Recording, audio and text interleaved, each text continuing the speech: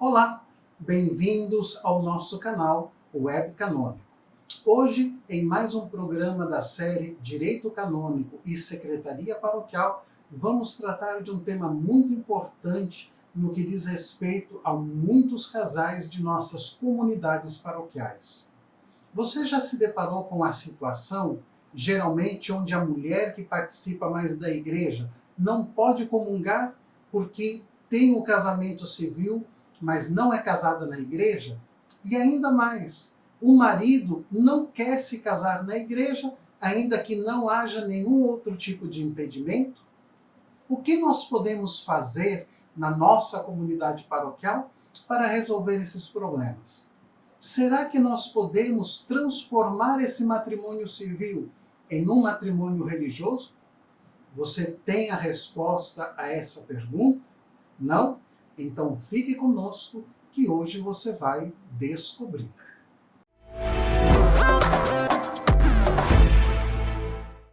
Um primeiro ponto para deixarmos como pressuposto é sabermos de que quem realiza o sacramento do matrimônio não é o padre ou o diácono.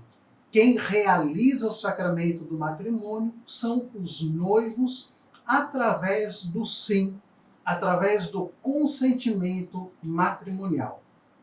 Só que para que esse consentimento matrimonial seja válido, entre outros requisitos, se exige uma formalidade jurídica canônica, que nós chamamos de forma canônica.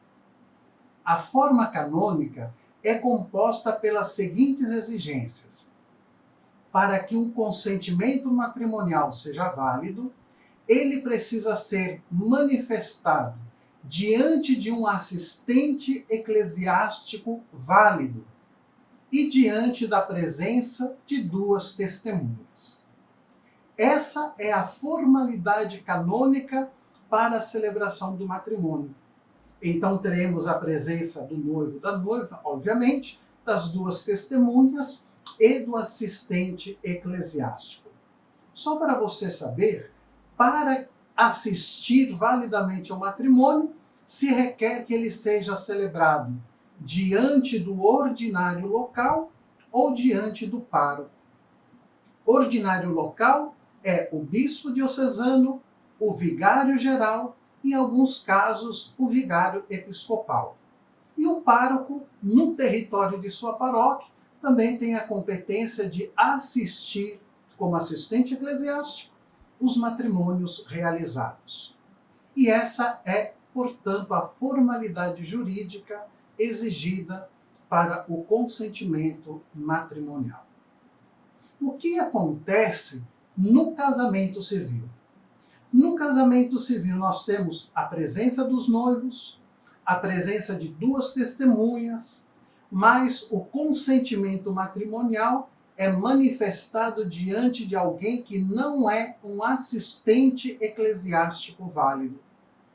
Por isso, houve o consentimento matrimonial, mas esse consentimento matrimonial da celebração apenas civil do matrimônio não é válido para surgir os efeitos religiosos, ou seja, não tem força de fazer o sacramento do matrimônio acontecer. Nessas situações, talvez possa se aplicar o que nós chamamos no direito canônico de sanatio in radite, ou sanação radical. A sanação radical é um procedimento administrativo por meio do qual o bispo diocesano dispensa os noivos de observarem a formalidade canônica. A sanação radical, ela também surge efeitos retroativos. Ela retroage até o momento da celebração civil do matrimônio, como o exemplo que estamos estudando neste programa. Através dessa dispensa que o bispo concede, com esses efeitos retroativos, vai fazer com que aquele consentimento matrimonial que foi manifestado diante de alguém que não era um assistente eclesiástico passe a ter validade. Porque o consentimento existiu, só não foi válido por uma questão de formalidade canônica. Por meio de um documento que entra na categoria de um rescrito, o bispo concede, portanto, a dispensa da falta do assistente eclesiástico. E assim, aquele consentimento matrimonial dado na celebração apenas civil do matrimônio, que era nulo pela ausência do assistente eclesiástico, se torna válido. E desde o momento daquele consentimento matrimonial civil, por meio da sanação radical, acontece o sacramento do matrimônio. Um consentimento matrimonial que existia apenas na linha da ordem natural se eleva à ordem sacramental, sem a necessidade de uma nova celebração do casamento, sem a necessidade de um novo consentimento matrimonial. Para percebermos quando é possível utilizarmos isso, nós vamos analisar os requisitos para a concessão da sanação radical. O primeiro requisito é a existência de um consentimento matrimonial. É necessário de que tenha existido um consentimento matrimonial. No caso da celebração apenas civil do matrimônio, os noivos se deram um ao outro como marido e mulher. Isso é o consentimento matrimonial. Então, existiu o consentimento. E esse é o primeiro requisito. Esse consentimento matrimonial que foi dado, ele não pode ter sido revogado. Por exemplo, casaram no civil através do consentimento matrimonial.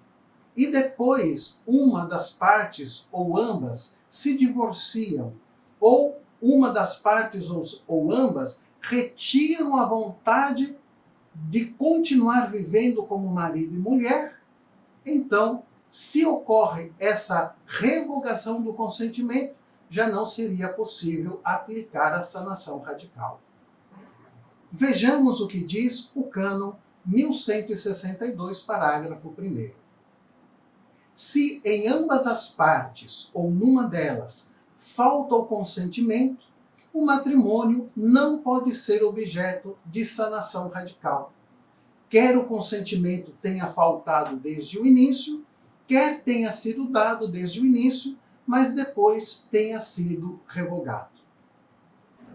E agora, o cânon 1163, parágrafo 1º.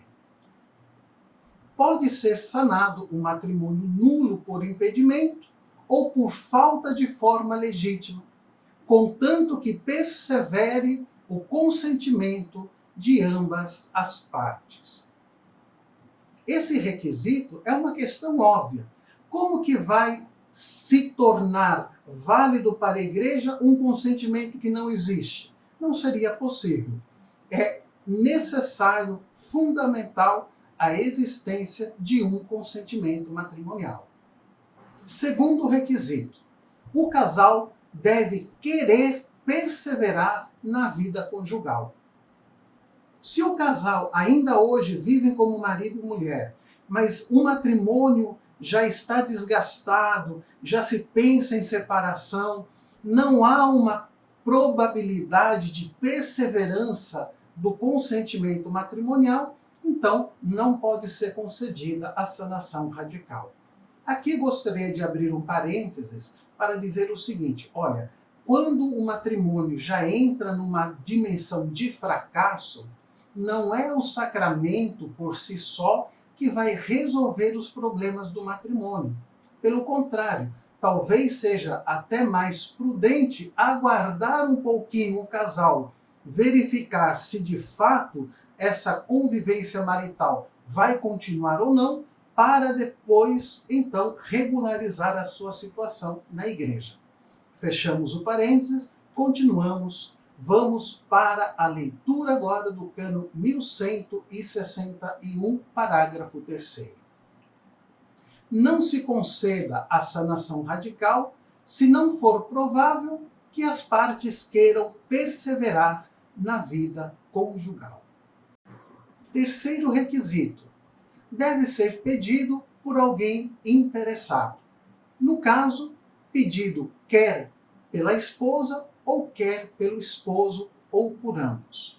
Um detalhe importante: mesmo que apenas uma das partes peça uma sanação radical e a outra parte sequer tenha conhecimento, por uma causa grave, é possível também sanar esse consentimento matrimonial. Vamos supor, como aquele exemplo com o qual iniciei, de que a mulher é casada no civil com seu esposo, mas o esposo não quer casar na igreja. E o esposo não quer nem saber de igreja, de padre, tem aversão. Então, a esposa pode solicitar a sanação radical, mesmo que o marido não tenha conhecimento. Se justifica isso pela necessidade da pessoa de poder receber os sacramentos, como da Eucaristia, da penitência, e poder alimentar e crescer na sua vida espiritual. Então, sim, ainda que uma das partes não saiba, é possível também conceder a sanação radical, desde que uma das partes solicite. Cânon 1164. A sanação pode ser concedida validamente, mesmo sem o conhecimento de uma das partes ou de ambas. Não se conceda, porém, a não ser por causa grave. Mas, afinal das contas, concretamente, qual é o passo a passo para conceder a sanação radical, transformando o matrimônio civil em matrimônio religioso? Vamos agora direto ao ponto.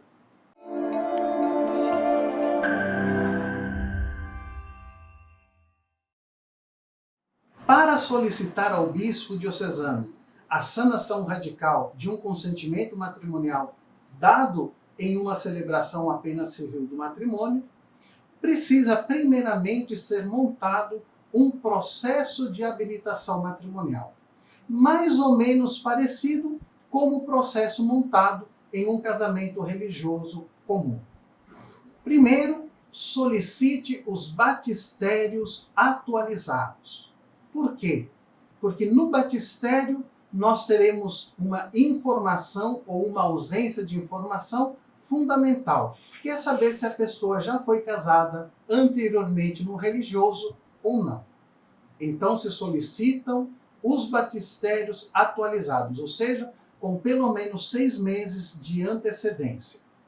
Solicite os documentos pessoais, CPF, RG, solicite também um comprovante de endereço e você vai solicitar uma certidão do casamento civil também atualizada. Porque se já houve, por exemplo, uma separação, um divórcio, vai constar na certidão civil do matrimônio. E dessa forma, o padre, ao montar o processo, vai poder perceber se aquele matrimônio dá esperanças de que vai perseverar, ok? Não será necessário a realização dos proclamas matrimoniais. Podem até serem realizados, não há nenhuma objeção, mas também não seria necessária a realização dos proclamas, uma vez de que as pessoas já estão casadas civilmente, já têm uma coabitação, né? Então, pode ser dispensada a realização dos proclamas matrimoniais. O pároco deverá realizar a entrevista com o casal, ou pelo menos com aquele que solicitou a concessão da sanação radical. Se a entrevista é apenas com uma das partes, o pároco vai ter que se certificar de que a outra parte quer, no momento presente, continuar perseverando no consentimento matrimonial dado. O pároco pode fazer isso de duas formas. Pode solicitar que a outra parte faça uma declaração, declaro para os devidos fins que quero continuar sendo esposo de fulana de tal. Bastaria isso. Ou então, um outro meio, é o pároco fazer uma visita, conversar informalmente com o casal, com a outra parte, se certificando de que ambos querem continuar vivendo como marido e mulher. E depois o próprio pároco faz uma declaração de que, conversando com a parte, não é, com fulano de tal, constatou de que persiste nele o consentimento matrimonial realizado na celebração civil do matrimônio. Na entrevista, o pároco deve se certificar de que não exista nenhum impedimento dirimente. Os impedimentos dirimentes são aqueles que se encontram nos cânones 1083 a 1094. Por quê? Porque caso exista algum impedimento que não é possível ser dispensado, a sanação radical, então, não poderá ser concedida. Se existir algum outro impedimento que possa ser dispensado, junto com a solicitação da sanação radical, se solicita também a dispensa desses impedimentos. Juntado todos os documentos, realizadas as entrevistas, o pároco conclui o processo de habilitação matrimonial como de costume. Depois, ele mesmo pode, em nome do fiel que faz a solicitação, encaminhar para o bispo o pedido da sanação radical, anexando todo o processo de habilitação matrimonial com as documentações que foram ali reunidas. Para o envio da solicitação ao bispo diocesano, devem ser respeitadas as normas de cada diocese e de cada cúria metropolitana, encaminhando então a documentação toda, a solicitação mais o processo de habilitação matrimonial com todos os documentos que ali forem reunidos. Depois, é só aguardar a resposta do bispo, que, estando tudo em ordem, deverá conceder a sanação radical pelo bem do fiel. Chegamos ao fim de mais um programa da série Direito Canônico e Secretaria Paroquial. Se você está gostando do nosso conteúdo, se inscreva no nosso canal do YouTube, deixe o seu like, não deixe de ativar as notificações para receber sempre as comunicações de uma nova postagem. Se você tem alguma dúvida, alguma pergunta que gostaria de nos encaminhar, basta escrever para o endereço eletrônico que aparece agora na sua tela. Na medida do possível, nós iremos estar respondendo através da gravação de um novo programa. Por hoje é só, um forte abraço e nos vemos por aqui.